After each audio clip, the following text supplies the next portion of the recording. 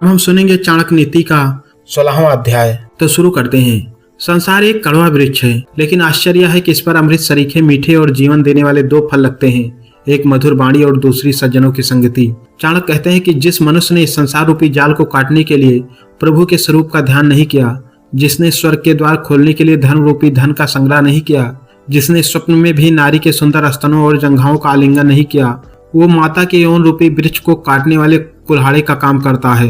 चाणक्य कहते हैं कि जिस व्यक्ति ने ना तो प्रभु का ध्यान दिया, ना ही कोई धर्म कर्म किया और ना ही सहवास का सुख प्राप्त किया, ऐसे व्यक्ति का जीवन एक प्रकार से निरर्थक है। इस श्लोक के द्वारा आचार्य ने उन तीन जीवन धाराओं को बताने का प्रयास किया जिनमें जन सामान्य उलझा हुआ है। धर्म, अर्थ, काम, इन तीन पुरुषार्थों के लिए ही तो प्रयास किया जा रहा है। आचार्य ने भगवान के स्मरण को प्रथम स्थान दिया है। चाणक्य कहते हैं कि वैश्याओं की किसी एक से प्रीत नहीं होती, वे बातचीत तो किसी अन्य व्यक्ति से करती हैं, परंतु हाव भाव पूर्वक देखती किसी अन्य व्यक्ति को है और अपने हृदय में चिंतन किसी अन्य व्यक्ति का करती हैं। इस प्रकार वैश्याओं का प्रेम किसी एक व्यक्ति से नहीं होता, यह उनका स्वभाव है। जो कोई व्यक्ति यह समझता है कि कोई वैश्या उनसे प्रेम करती है, तो वह उसकी मूर्खता है। चाणक्य कहते हैं कि जो मूर्ख यह समझता है कि कामुक स्त्री केवल उससे प्रेम करती है, वह उसके बस में होकर कठपुतली के समान उसके इशारों पर नाचता रहता है।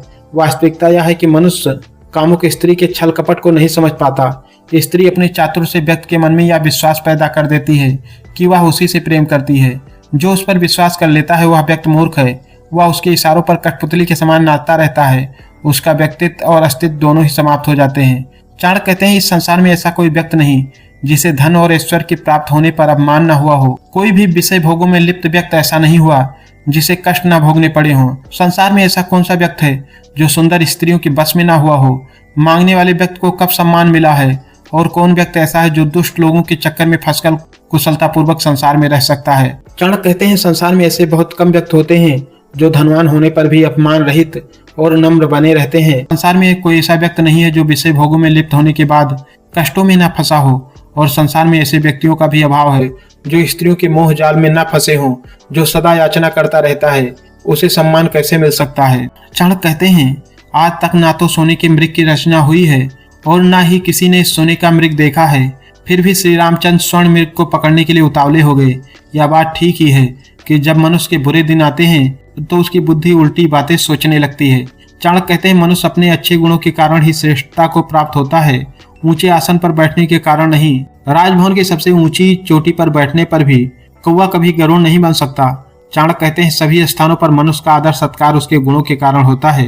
गुणहीन मनुष्य के पास यदि धन के भंडार भी हों तो भी उसका सम्मान नहीं होता। बहुत थोड़े से प्रकाश वाला परंतु दाग धब्बों से रहित दूज का चांद जिस प्रकार पूजा जाता है अथवा शुभ समझा जाता है, पूर्णिमा के चंद्रमा को ऐसा सम्मान प्राप्त नहीं होता। इसका भाव यह है कि मनुष्य को आदर सत्कार उसके गुणों के कारण होता है। पूर्णिमा के चांद में अनेक दाग धब्बे दिखाई देते हैं, परंतु दूज का चांद एक पतली सी लकीर के समान होता है, उसमें कोई दाग धब्बा नहीं होता है, इसलिए वह पूरे चांद की अपेक्षा अधिक सुंदर दिखाई देता है। भगवान शिव ने इसीलिए तो उसे अपने शिरोभाग में स्थान दिया है। चाणक्य कहते हैं जिस मनुष्य के गुणों की तारीफ दूसरे लोग करते हैं वह गुणों से रहित होने पर भी गुणी मान लिया जाता है, परंतु यदि इंद्र भी अपने मुख से अपनी प्रशंसा करें तो उन्हें छोटा ही माना जाएगा। गुणी वही होता है जो अपने से ज्यादा गुणवान की ओर देखे, इसलिए वह स्वयं को गुणरहित मानता है, जबकि गुणहीन व्यक्ति अपनी कमियों को छिपाने के लिए अपने मुंह मियां मिट्ठू बनता है। चाणक्य कहते हैं कि जिस प्रकार सोने के आभूषण में जड़ा हुआ रत्न और भी सुंदर दिखाई देता है, उसी प्रकार व्यक्ति को चाहिए कि वह विवेकपूर्ण अपने में गुणों का विकास करके अपने व्यक्तित्व को और भी अधिक सुंदर बनाए तथा सदैव गुणों को ग्रहण करे। चाणक्य कहते हैं गुणों में सर्वत्र परमात्मा के समान होने पर भी निराश्रित व्यक्ति दुखी होता रहता है। जैसे अत्यंत मूल्यवान हीरा भी सोने में जड़े जाने की आशा करता है, उसी प्रकार गुणी मनुष्यों को भी किसी सहारे की अपेक्षा रहती है, अर्थात गुणी व्यक्ति भी आश्रय के बिना समाज में वह सम्मान प्राप्त नहीं कर पाता जिसकी उसको अपेक्षा होती है। चाणक्य कहते हैं जो धन दूसरों को हानि और पीड़ा पहुंचाकर धर्म विरुद्ध कार्य करके शत्रु के सामने गिड़गिड़ा कर प्राप्त होता है, वह धन मुझे नहीं चाहिए, ऐसा धन मेरे पास न आए तो अच्छा है। चाणक्य कहते हैं कि मनुष्यों को ऐसे धन की कामना नहीं करनी चाहिए जो दूसरों को हानि पहुंचाकर एकत्रित किया जाए। धर्म विरुद्ध कार्य करके और शत्रु के सामने गिड़गिड़ाने से प्राप्त किया हुआ धन अकल्याणकारी और अपमान देने वाला होता है। मनुष्य को ऐसे धन प्राप्त करने की चेष्टा नहीं करनी चाहिए, उसे सदैव परिश्रम और अच्छे उपायों से ही धन का संग्रह करना चाहिए। शुभ धन ही शुभत्व देता है। चाणक्य कहते हैं ऐसे धन का भी कोई लाभ नहीं जो कुलवधु के समान केवल एक ही मनुष्य के लिए उपभोग की पस्त है। धन संपत्ति तो वही श्रेष्ठ है जिसका लाभ राह चलते लोग भी उठाते हैं। अर्थात धन संपत्ति वही श्रेष्ठ है जो वैश्या के समान अन्य लोगों के भी काम आता है। इस श्लोक का भाव है कि उत्तम धन वही है जो परोपकार के काम में लगाया जाता है। जिस धन को कोई एक व्यक्ति समेट कर बैठ जाता है, न तो उसे उपयोगी माना जाता है और न ही उससे किसी का लाभ होता है। समाज कल्याण के उपयोग में लाया गया धन ही श्रेष्ठ धन है। धन की गति रुकनी नहीं चाहिए। चाणक्य कहते हैं, इस संसार में कोई भी प्राणी ऐसा नहीं है जो धन का विभिन्न प्रकार से उपभोग करने पर तृप्त हुआ हो। इस धन का उपभोग इस जीवन के कार्यों, स्त्रियों के सेवन और विभिन्न प्रकार के भोजन आदि पर करने से मनुष्य अतृप्त रहेगा और अतृप्त रहते हुए ही इस संसार से चला जाएगा। अर्थात धन को किसी भी प्रकार से उपभोग में लाया जाए, मनुष्य तृप्त नहीं होता। सामान्य धारणा से विपरीत यह श्लोक सत्य की ओर संकेत करता है। धन से संतुष्टि मिलेगी ऐसा माना जाता है, लेकिन आचार्य चाणक्य का कथन है कि यह सत्य नहीं है।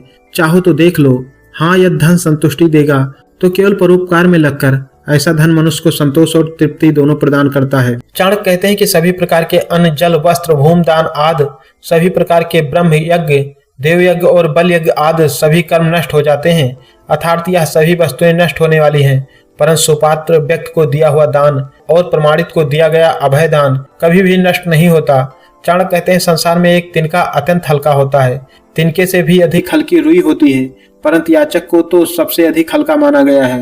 अर्थात व्यक्ति जब कोई चीज किसी से मांग बैठता है तो वह सभी चीजों से हल्का अर्थात तुच्छ माना जाता है।